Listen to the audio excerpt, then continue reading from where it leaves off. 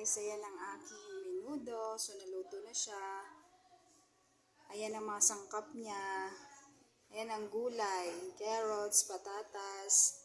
Walang kamatayang patatas at carrots.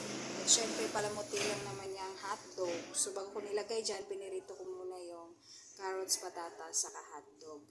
Tapos sinabay ko na. Nung lumambot dyan na yung laman ng karne, saka ko inilagay yung atay. Papahuli ang atay kasi madudurog kasi yan. Mabilis lang maluto ang atay. So, sinabay ko siya sa gulay.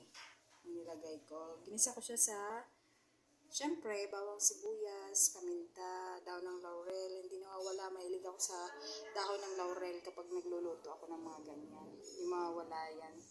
Tsaka paminta, syempre. Tapos, ginisa ko sa tomato sauce. Yan lang naman ang sangkap ng menudo. So, ayan guys, ang aking menudo for today's video. Tara na at maghain na. Kumuha na kayo ng kanin nyo at kumain na tayo.